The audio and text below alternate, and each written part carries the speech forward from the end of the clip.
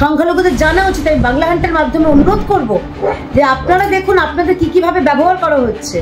ভোটে হেরে যাবে বলে আপনাদের এখন এতদিন মনে পড়েনি, এতদিন মনে হয়নি যে সংখ্যালঘু আরো বেশি প্রার্থী দরকার।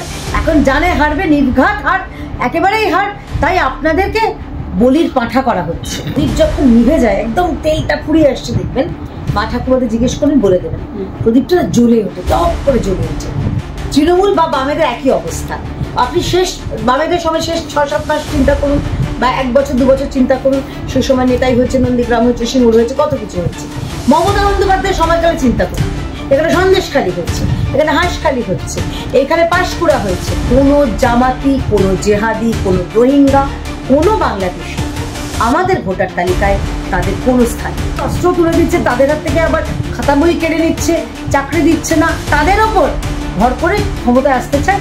ক্ষমতায় এসে তাদের ভুলে যাবে। পশ্চিমবঙ্গের যারা ভারতীয় মুসলমান, তারা আমাদের সঙ্গে থাকে, কারণ তারা জানেন যে ভারতীয় জনতা পার্টি অন্তত আমার ছেলে মেয়েটাকে বাইরে অন্য রাজ্যে যেতে হবে না। প্রদীপ নিচ্ছে, আর কয়েকটা মাস বাকি, তারপরে তো পশ্চিমবঙ্গে ওই প্রদীপ নিবে বড়, মানে কি বলবো, হাজার বটে ঝাড়বাতি জ্বলবে পশ্চিমবঙ্গে। নেতৃত্বদেরকে নিয়ে দিনের পর দিন আপনাদের বৈঠক আমরা দেখতে পাচ্ছি, যা নিয়ে বলেছে যে আলোচনা চলছে যাতে কি করে আপনারা ভোটের নাম কাটতে পারেন। মমতা বন্দ্যোপাধ্যায় বলেছেন। অপরদিকে অভিষেক বন্দ্যোপাধ্যায় প্রতিটি জেলার থেকে সদস্য নিয়ে এসে বৈঠক করছেন।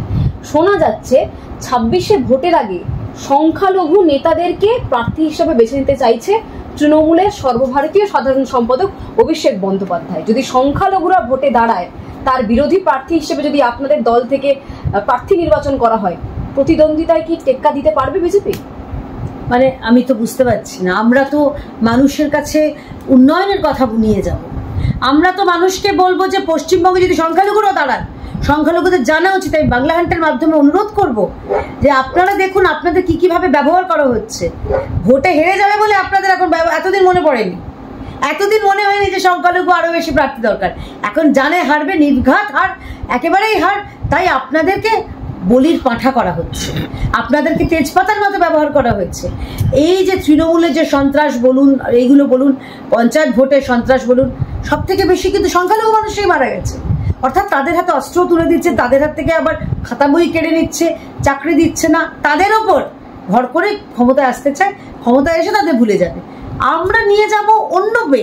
পশ্চিমবঙ্গের যারা ভারতীয় মুসলমান, তারা আমাদের সঙ্গে থাকবে, কারণ তারা জানেন যে ভারতীয় জনতা পার্টি অন্তত আমার ছেলে মেয়েটাকে বাইরে অন্য রাজ্যে যেতে হবে না। কেরল, কর্ণাটক, গুজরাট, রাজস্থান, বিভিন্ন জায়গায় পরিযায়ী শ্রমিক হয়ে যেতে হবে না। এইখানে কাজ পাবেন, তারা এইখানে কাজ করবেন। তো সুতরাং আমরা পশ্চিমবঙ্গকে ভালো করার, সার্বিকভাবে ভালো করার আমরা সেই বার্তা নিয়ে যাব। তৃণমূল হচ্ছে শুধুমাত্র আমাকে এই বারটা আমাদের তরি পার করে দাও, যাতে আমরা আরো কামাই করি, আমরা আরো খাও খাও বুধ হয়ে ডুবে যাও, এটা করতে পারি। তফাৎটা এইখানেই ভাই, তুমিও মানুষ, আমিও মানুষ। তফাৎ হচ্ছে আমাদের যে সদিচ্ছা সেখানে।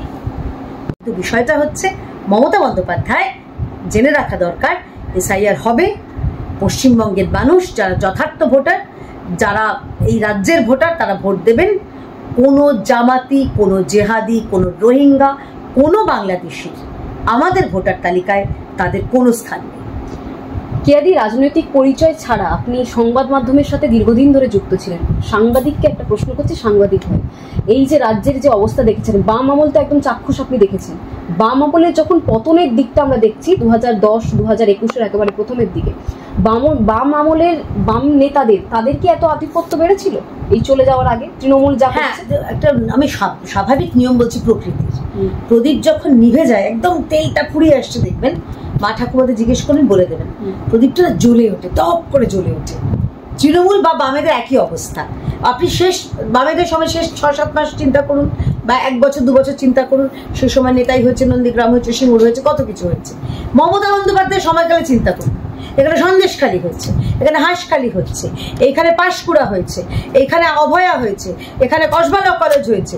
বিভিন্ন সময় বিভিন্ন জায়গায় মমতা বন্দ্যোপাধ্যায়ের আমলে এইরকম, এবং চূড়ান্ত তাদের যে মানে কি বলবো অহংকার, তাদের চূড়ান্ত যে অহংবোধ, মানুষকে মানুষ না মনে করা, এটা বামেদের সময় দেখেছিলাম, এটাও দেখেছিলাম। প্রদীপ নিচ্ছে, আর কয়েকটা মাস বাকি, তারপরে তো পশ্চিমবঙ্গে ওই প্রদীপ নিবে বড়, মানে কি বলবো, 1000 ওয়াটের ঝাড়বাতি জ্বলবে পশ্চিমবঙ্গে। সোনালি দিন ফিরে আসবে। আমার বাংলার ছেলেমেয়েরা বাংলাতে থাকবে, এখানেই চাকরি করবে, এখানকার ছেলেমেয়েরা বা তাদের পরবর্তী প্রজন্মরা আবার সেই হৃত গৌরব যে পশ্চিমবঙ্গের আমরা কথা শুনে এসছি, গাথা শুনে এসছি, সেটা হবে। আরো ভালো ভালো খবর দেখতে সাবস্ক্রাইব করুন বাংলা হান্টের ইউটিউব চ্যানেল। বাংলা হান্টের আরো খবর দেখতে নজর রাখুন। বাংলা খবর মানেই বাংলা হান্ট।